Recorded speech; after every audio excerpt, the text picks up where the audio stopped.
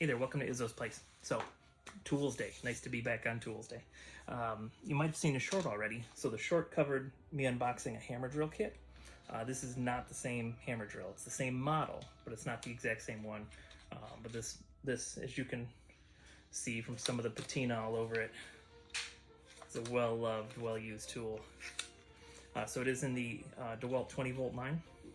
It does not require a flex volt battery, but it does take one if you need that extra bit of power. And okay, what that is. All right, and so let's go over some of the features. So it takes a normal battery, slides in, no issues. It has an LED light for you, light up whatever you're working on. It's got a little slider switch here. Now, unlike the impact driver, this is actually controlling the light. So you can have just the regular light on. Let's see.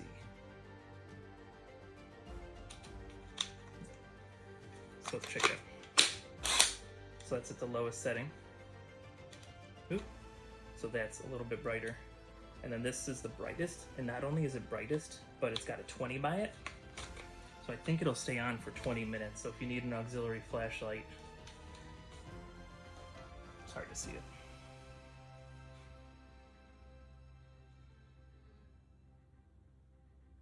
Can't tell if it says 20 minutes. It looks like it says 20 minutes.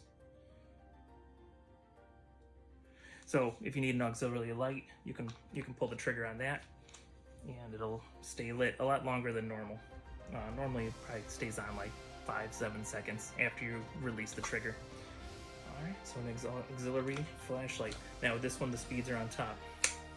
We've got 3 different speeds for you. And that's pulling the trigger full.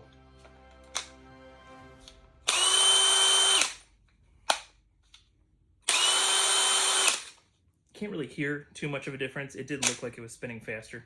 Most of the time with this drill, I leave it on 2. It's got a reverse and forward.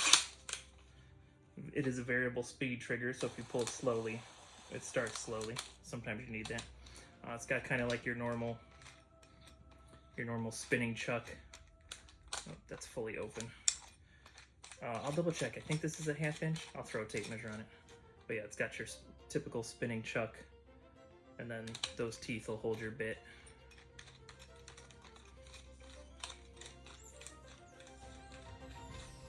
Let me grab a tape measure. We'll check that.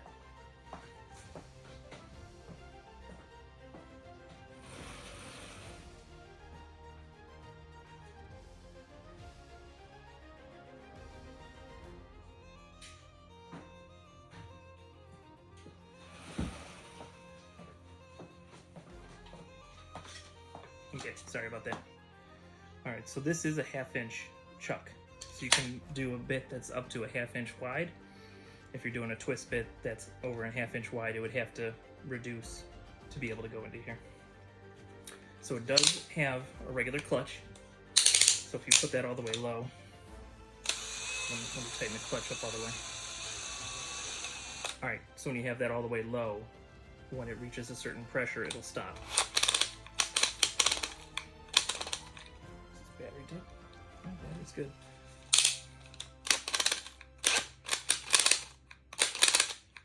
So once it reaches a certain torque, it'll stop driving in. It keeps you from stripping out screws, especially little screws. It's more important for. Turn on one. Ooh, doesn't like that. Well, maybe maybe my port abused tool. It doesn't like the clutch anymore. I'm able to get it to clutch a little bit. I'm sure if I was using a regular magnetic bit and actually putting a screw in, I'm sure I could give you a better example of that. Okay, so you can scroll through all the clutch settings until you get to drill. Now, once you reach drill, regular drill, there's no more clutch, so it's going to spin technically until like no matter what resistance it has. Now, if you have something where you catch something in the wood with the screw you're putting in and it does over torque, I've seen it pop into one of the torque settings, probably to keep the drill from ruining itself, that's a nice feature. Whether that's a feature on purpose or just a feature of physics, I don't know, but it's good. All right, then our final setting, boom, that puts it into Hammerdrill. So in addition to spinning, it's going to go back and forth. I would commonly use this if I'm trying to attach a 2x4 wall that I've built to a concrete floor. That's generally what I use it for, or into a block wall. If there's any other uses for it, I don't know them. And if you have a use besides just putting lag bolts into, or tap cons into concrete, let me know, because I'm interested to find out. Okay, now something that came with the kit up north, and I do have it down here, is a handle. Ooh, actually this might have come from a different drill, because it's not big enough. Okay, so this is from a different drill, but this will at least let me show you what that's about. Because right now it's attached to the clutch, and that's no good. It should be up on this silver part here. So obviously I have the wrong handle, but I can at least use it to show you how you would use this until I find the real one.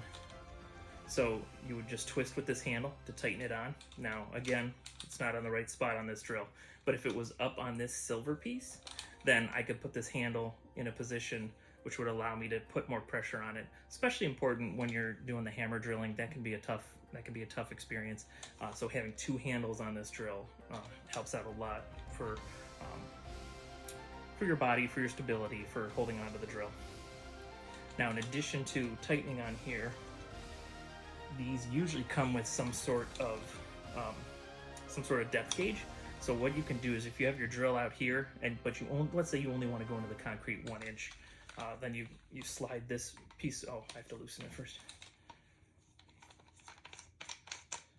So you loosen that, you slide this in. Let's pretend that I want it to go 1 inch past the tip of the chuck. So I'd use a tape measure, set it to 1 inch depth, tighten it down. Well, actually, I would be doing the depth gauge, so that way the drill bit would be sticking forward. So once that hits the floor or the material, boop, it stops. You're at the depth you want. So a nice little feature for the handle, even though this is the wrong handle. But a drill's a pretty simple tool, so that's really all I got for you. Nothing special with a drill. Something funny I noticed, maybe someday I'll take some of my drills and do this. I have seen videos of a fella that will use DeWalt drills to power like a big wheels trike. So maybe someday I'll do something crazy like it with this. But for now, that's my little review of the XR DeWalt 20 volt hammer drill. It's been a loyal companion of mine, and despite some things that I've done to it, like you really should use, if you're doing thin set or mortar or concrete, you really shouldn't use a drill like this. You should use an official mixing drill, and I do have one. But despite, so sometimes this is all I have with me. So this has been a good drill to me, even when I've abused it a little bit. Keeps on ticking, and I look forward to many more years of using this particular tool. All right, well, thank you very much for watching. I appreciate that. If you're working, work safely. If you're drinking whiskey, drink responsibly, but do everything with a little bit of whimsy, and you're gonna have a good time. All right, thanks a lot, and I'll catch you next time you're hanging out at Izzo's place.